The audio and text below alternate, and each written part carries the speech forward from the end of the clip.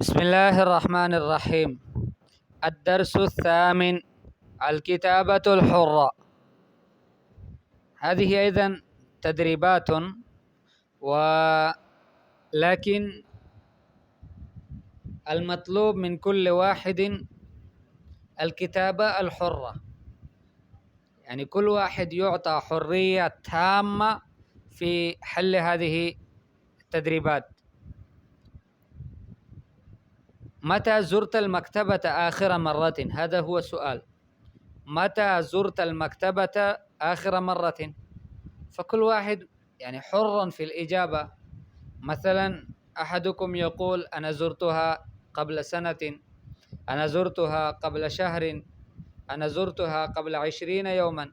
وبهذه الطريقة كل واحد يمكن أن يعبر يعني عن موعد آخر زيارة للمكتبة. هل زرت المكتبة؟ دخلت المكتبة؟ طيب دخلت، فمتى دخلتها؟ آخر مرة متى دخلتها؟ فكل واحد يجيب حسب حاله بكل حرية. لذلك العنوان هنا الكتابة الحرة. طيب، ما أفضل قصة قرأتها؟ أنت عندما دخلت المكتبة قرأت القصص. طيب، ما هي القصة التي هي الفضلى وقرأتها أنت؟ فتذكر أفضل قصة قرأتها أنت.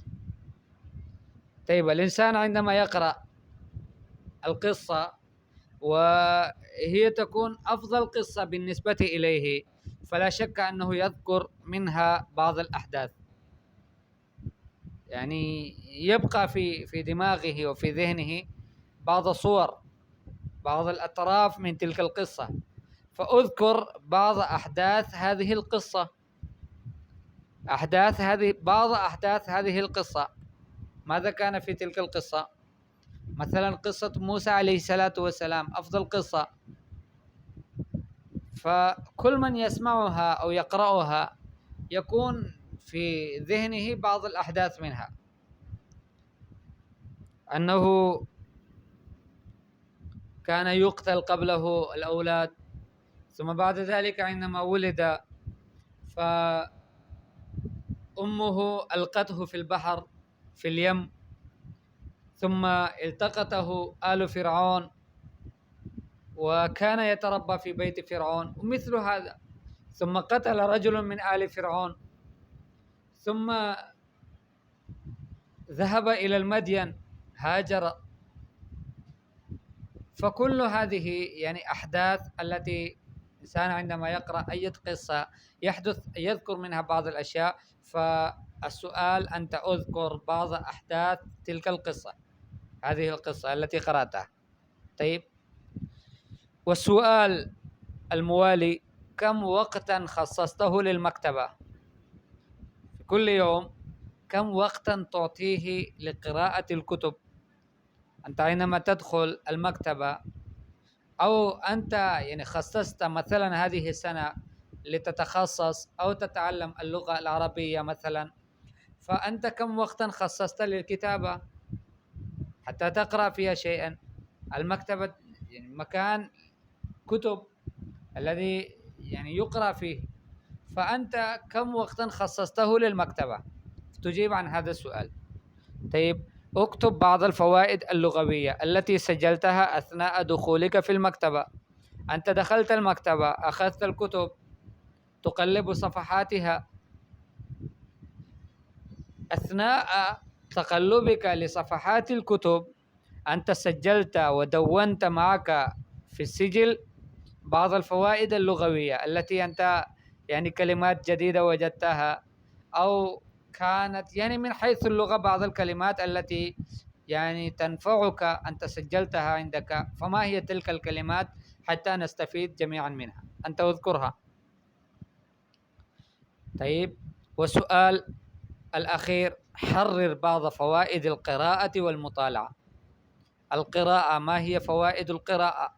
والمطالعة، ما هي فوائد المطالعة؟ فأنت أذكر، حرر بمعنى اكتب بعض فوائد القراءة والمطالعة. طيب، بارك الله فيكم. وهذا هو في الحقيقة درس الجديد، الدرس التاسع: تركيب الجمل. الصور المختلفة للجملة الواحدة، جملة هي واحدة ولكن لها صور مختلفة، يمكن أن تركبها بهذه الطريقة ويمكن أن تركبها بهذه الطريقة ويمكن أن تركبها بطريقة غير هاتين الطريقتين. مثلا ألف، ويذكر لنا نموذج: سافر أبي إلى مكة من أجل أداء العمرة.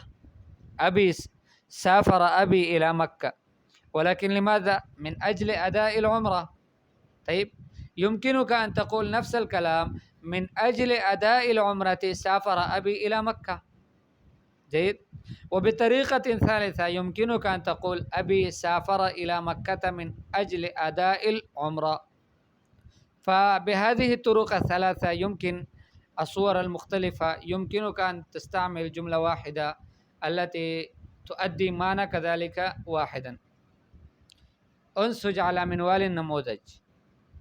المطلوب منك أن تنسج على منوال نفس الترتيب النموذج مثل ما أنت قرأت هنا. أنت الآن كون بنفس الترتيب هذه الجمل: يذاكر الطالب دروسه رغبة في النجاح. طيب، فالجملة الثانية والثالثة ماذا يمكنها أن تكون؟ أنت اكتبها: يتصدق المسلم بماله ليحصل على الأجر والحسنات، يطيع العبد ربه ليدخل الجنة، يخفض السائق السرعة لينجو من الحوادث، يبكر المسلم إلى المسجد لينال الأجر والثواب. جيد. فهذه الجمل أنتم ترتبونها بهذه الطريقة التي قرأناها في النموذج.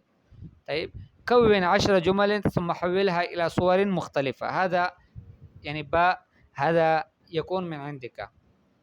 أولا الجملة كذلك هنا في هذا التدريب الذي قبل ذلك وهو كان فيه نحن أعطيناكم الجمل. مثلا يبكر المسلم إلى المسجد لينال الأجر والثواب، هذه الجملة نحن أعطيناكم، الكاتب أعطانا.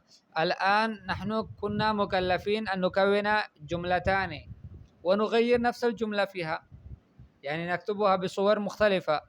أما الآن 10 جمل أنت تكتبها من عندك، مثل هذه، مثل يبكر المسلم إلى المسجد لينال الأجر والثواب، ولكن غير هذه. وكذلك يخفض السائق السرعة لينجو من الحوادث. بهذه الطريقة أنت تكتب 10 جمل ثم بعد ذلك تستعملها في صور مختلفة ويعني تكون منها بحيث تؤدي نفس المعنى الذي هنا أدتها. جيد، بارك الله فيكم. الدرس العاشر الفقرة بإذن الله تعالى سوف نأخذه في درس مقبل.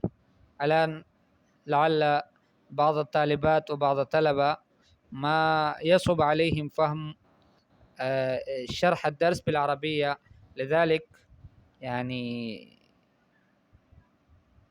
نكرر ونشرحه مرة لأجلهم باللغة الأردية.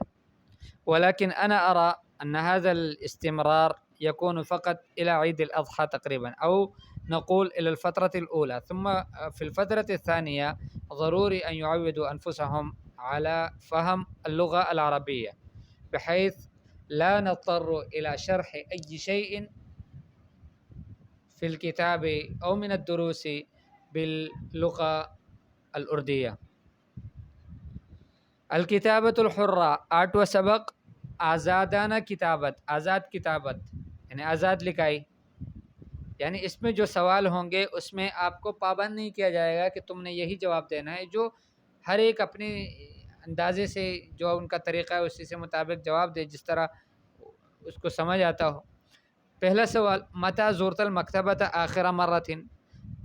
मकतबे की, कुतुब खाने की, लाइब्रेरी की ज़ियारत आपने आखिरी बार कब की थी? कौन सा वो वक़्त था कि जिसमें आखिरी दफ़ा तुम मकतबे में दाखिल हो गए हो? मा अफ़ज़ल क़िस्सतिन क़राअतहा। सबसे बेहतरीन और अफ़ज़ल क़िस्सा कौन सा था कि जो आपने मकतबे में दाखिल होकर पढ़ा था? उज़कुर बाज़ अहदाथ हाज़िहिल क़िस्सा। वो जो क़िस्सा आपने पढ़ा था उसके कुछ वाक़यात याद करो, यहाँ बयान कर लो जो आपको याद हो। ज़ाहिर बात है कोई किसी क़िस्से को पढ़ लेता है तो उसके कुछ हालात और कुछ वाक़यात ज़हन में रह जाते हैं, आप उसको लिख लें, यहाँ पर बयान कर दें। कम वक्तन खस्सस्तहु लिल मकतबा। मकतबे के लिए आपने कितना वक़्त ख़ास किया है? ظاہر بات ہے 24 گھنٹے ہیں تو اس میں مطالعے کے لیے کچھ وقت نکالنا چاہیے۔ عبدالفتاح ابو غدہ رحمہ اللہ بہت مشہور عالم ہیں اور حنفی ہے، ان سے کسی نے پوچھا، سوال کیا کم تطالع، عرب تھے یہ، ان سے پوچھا گیا کہ آپ کتنا مطالعہ کرتے ہو، تو ان کا جواب بہت عجیب ہے۔ وہ کہتے ہیں کنت اطالع کثیرا، میں بہت زیادہ پڑھتا تھا، زیادہ مطالعہ کرتا تھا، ولکنی کبرت، لیکن اب میں بوڑھا ہو گیا ہوں، اب صرف 13 گھنٹے میں مطالعہ کر سکتا ہوں، 13 گھنٹے میں مطالعہ کرتا ہوں، اس کے بعد یعنی اس سے زیادہ مطالعہ نہیں کرتا، یعنی اب بوڑھا ہونے کی وجہ سے، ورنہ پہلے زیادہ کرتا تھا۔ 13 گھنٹے مطالعہ بڑھاپے کی حالت میں کرتا ہوں، تو جتنا زیادہ مطالعہ ہوگا اتنا زیادہ وہ اللہ پاک علم کی معرفت اور علم کی سمجھ اللہ پاک نصیب فرما دیں گے۔ چونکہ اکثر طلبہ ہیں اور یعنی علماء ہیں، تو اس وجہ سے وہ ایک یعنی مشہور قول اور ایک مشہور بات، قول زرین ہی اس کو کہہ دے، حضرت مولانا سید احمد پالن پوری رحمہ اللہ تعالی جو قریب کے زمانے میں فوت ہو گئے، اللہ کو پیارے ہو گئے، اللہ پاک ان کی قبر کو نور سے منور فرمائے، دارالعلوم دیوبند کے مفتی بھی تھے اور وہاں کے صدر المدرسین میں بھی تھے، یعنی بہت بڑے اللہ والے اور بہت بڑے علم والے فقیہ قسم کے انسان تھے۔ ان کی بات ہے، وہ کہتے ہیں کہ جس طالب علم کا یا جس فاضل کا استعداد ہو، یعنی علم کب آنا شروع ہو جاتا ہے، علم کب آتا ہے آدمی کے پاس، تو اس حوالے سے ان کا ایک بیان ہے، ریکارڈ ہے، وہ ریکارڈ پر موجود ہے، وہ اس کو کوئی سن سکتا ہے، تو اس میں وہ کہتے ہیں کہ جس طالب علم کو یعنی 8 سال پڑھنے کے بعد فارغ ہو گیا، فاضل بن گیا، اب اس کا استعداد اگر اچھا تھا، قوی طالب علم تھا، مضبوط تھا، اچھے نمبر آتے تھے اس کے، اب وہ 10 سال تک 24 گھنٹے مسلسل رات دن کتابوں کا کیڑا بن جائے، یہ ان کے الفاظ ہے، رات دن کتابوں کا کیڑا بن جائے، اس کے بعد علم کا آنا شروع ہو جائے گا، پھر اس کے بعد خود محسوس ہوگا کہ اب علم آ رہا ہے۔ اور فرمایا کہ جس کا استعداد کمزور ہو تو وہ تو 20 سال دن رات فراغت کے بعد کتابوں کا کیڑا بن جائے، بس کتابیں مطالعہ، فرمایا اس کے بعد علم آنا اس کو شروع ہو جائے گا۔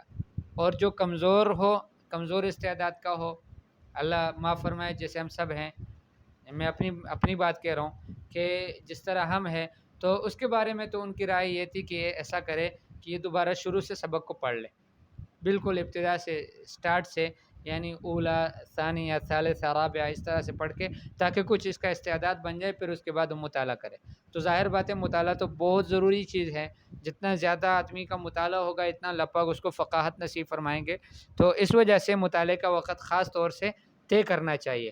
تو کم وقتاً خصصتہ للمکتبہ، آپ نے مکتبے کے لیے کتنا وقت مختص کیا ہے؟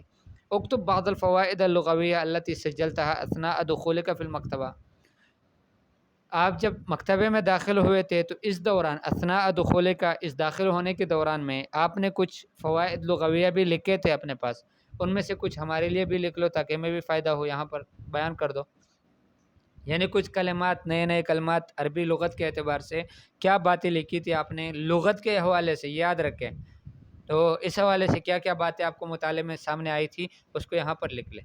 حرر بعض فوائد القراءۃ والمطالعہ، قراءت اور مطالعے کے بعض فوائد کو ذکر کر لیں، اس کو لکھ لیں، حرر معنی لکھ لیں، ٹھیک ہے۔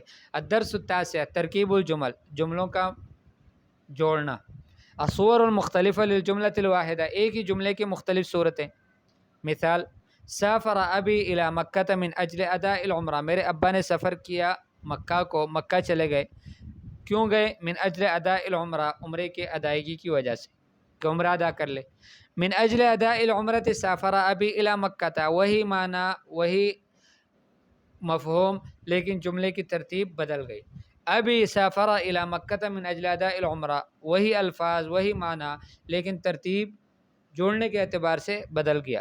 تو اس طرح سے آپ نے بھی انسج علی منوال النموذج، اسی یعنی طریقے پر جو نمونے کے طور پر دیا گیا تھا، اسی طریقے پر آپ بھی بنا لیں۔ یذاکر الطالب دروسہ رغبۃ فی النجاح، طالب علم سبق کو دہراتا ہے، یذاکر معنی یراجع، اپنے سبق کو دہراتا ہے، رغبۃ فی النجاح ہے، اس لیے کہ اس کو خواہش ہے، شوق ہے کہ وہ کامیاب ہو جائے۔ یتصدق المسلم بمالہ لیحصل علی الاجر والحسنات، مسلمان اپنے مال میں سے صدقہ کرتا ہے، کیوں؟ تاکہ وہ اس کو اجر اور حسنات نیکیاں ملیں۔ اب اسی جملے کو آپ نے 2 اور پیرایوں میں بھی لکھ لینا ہے کہ یہی الفاظ ہو، یہی معنی ہو۔ یطیع العبد ربہ لیدخل الجنہ، بندہ اپنے رب کی اطاعت کرتا ہے تاکہ جنت داخل ہو جائے۔ یخفض السائق السرعۃ لینجو من الحوادث، سائق ڈرائیور سپیڈ کو کم کرتا ہے تاکہ حوادثات سے بچ جائے۔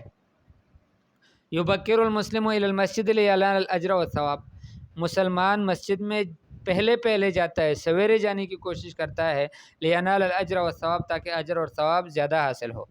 کون 10 جمل ثم حولها الی صور مختلفہ، یہ جو پچھلے جتنی بھی تمرینیں ہو گئی تھی اب تک، یہ یبکر المسلم تک، یہ ساری وہ تھی تدریب وہ تھا کہ جس میں ایک ایک جملہ کتاب والے نے خود دیا تھا۔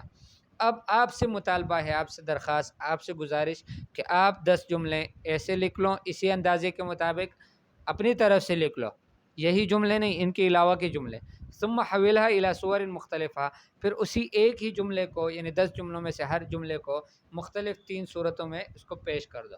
یعنی ایک تو آپ نے جو لکھ لیا ہے وہ ہے، اس کے بعد دوسرا بھی کہ جو وہی الفاظ ہو، وہی معنی ہو، لیکن جوڑنے کا انداز الگ ہو، اور پھر تیسری دفعہ بھی جیسے یہ پچھلے سبق میں ہم پڑھ چکے ہیں۔ ٹھیک ہے انشاءاللہ۔ السلام علیکم ورحمۃ اللہ۔